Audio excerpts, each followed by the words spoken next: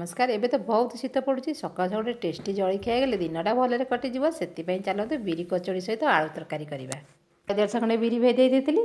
ବିରି ଶୁଖିଲା ଲଙ୍କା 3ଟା, ଶୁଖିଲା ନହେଲେ କଞ୍ଚା ଲଙ୍କା ନେଇପାରିବେ। ଚାମଚ ଜିରା ପକାଇ ଅଳ୍ପ ପାଣି ଦେଇ ପ୍ଲେନ୍ କିନି ବାଟିଦେବା। ବ୍ୟାଟରରେ 2 ଚାମଚ ସୁଜି, ସ୍ୱାଦ ଅନୁସାରେ ଲୁଣ, 2 ଚାମଚ ତେଲ ପକାଇ ତାକୁ ଭଲ ଭାବରେ ଗୋଳେଇ ଦେବା। ଅଟା ପକାଇ ଟାଇଟ୍ କିନି ଡୋ ପ୍ରସ୍ତୁତ କରିଦେବା। ନ ଫାଟିବା ପାଇଁ ତାପରେ ତେଲ ମାରି ଘୋଡ଼େଇ କିଛି ସମୟ ରେଷ୍ଟ ପାଇଁ ଛାଡ଼ିଦେବା। ରେଷ୍ଟ ନେଉ ଚାଲନ୍ତୁ ଆଳୁ ତରକାରୀ ପ୍ରସ୍ତୁତ କରିବା। କଡ଼େଇରେ ଅଳ୍ପ ତେଲ ନେବା। ତେଲ ଯେମିତି ତାତିଯିବ ଜିରା ପକାଇବା। ଜିରା ଯେମିତି ଫୁଟିଯିବ ଗୋଟେ ମିଡ଼ିୟମ୍ ସାଇଜ୍ ପିଆଜ କାଟିଛି ପକାଇବା। ପକାଇ ଅଳ୍ପ ଭାଜିବା। ଯେମିତି ପିଆଜ ଟିକେ ଭାଜି ହେଇଯିବ ବହୁତ କିନି ରସୁଣ ଅଦା ଛେଚାକୁ ଦେଇ ତାକୁ ଟିକେ କଷିଦେବା ଯେମିତି ରସୁଣର ସ୍ମେଲ୍ ପଳାଇବ।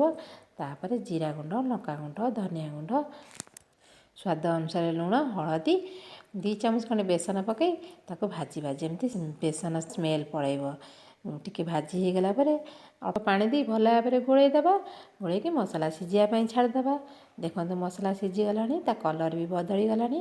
ତାପରେ ଆଳୁକୁ ଭଲ କିନି ଚକଟିବିନି, ଖଣ୍ଡ ଖଣ୍ଡିଆ କିନି କରି ପକାଇଦେବା। ପକାଇକି ଭଲ ଭାବରେ ଗୋଳେଇ ଦେବା। ସହିତ ମସଲା ମିଶିଯିବ। ମିଶିଗଲା ପରେ ପାଣି ଦେଇଦେବା। ପାଣି ଦେଇ ଭଲ ଭାବରେ ଗୋଳେଇ କିଛି ସମୟ ଫୁଟିବା ପାଇଁ ଛାଡ଼ିଦେବା। ଦେଖନ୍ତୁ ତରକାରୀ ଫୁଟିଗଲାଣି। ଅଳ୍ପ ଗରମ ମସଲା ଦେଇ ଭଲ ଭାବରେ ଗୋଳେଇ ଦେବା। ତରକାରୀ ପ୍ରସ୍ତୁତ ହୋଇଗଲା। ରେଷ୍ଟ ନେଇଥିବା ଅଟାକୁ ଟିକେ ଭଲ ଭାବରେ ଚକଟି ଦେବା। ଚକଟି ପୁରୀ ଗୁଳାଳୁ ବଡ଼ ବଡ଼ ଗୁଳା କାଟି ତେଲ ମାରିକି ବେଲି ଦେବା। ମନେ ରଖିଥିବେ ପୁରୀରୁ ଟିକେ ମୋଟା ମୋଟା କିନି ବେଲିବେ, ନହେଲେ କଚୋଡ଼ି ଟାଣ ହେଇଯିବ, ଫାଟିକି ତେଲ ଅଧିକା ପିଇଯିବ। ଗରମ ତେଲରେ ପକାଇଦେବା। ତାକୁ ଦେଖନ୍ତୁ ପୁରୀ ଫୁଲି ଯାଇଛି, କେତେ ସୁନ୍ଦର ଦେଖାଯାଉଛି। ତାକୁ ନୋଟ ବୋଟ କରି କାଢ଼ିଦେବା। ବିରି କଚୋଡ଼ି ସହିତ ଆଳୁ ତରକାରୀର କମ୍ବିନେସନ୍ ବଢ଼ିଆ ଲାଗିବ। ଖାଆନ୍ତୁ, ଶୀତ ଦିନର ମଜା ନିଅନ୍ତୁ। ମୋ ଚ୍ୟାନେଲକୁ ସବସ୍କ୍ରାଇବ୍ କରନ୍ତୁ, ମୋ ରେସିପି ଲାଇକ୍ କରନ୍ତୁ। ବାଏ।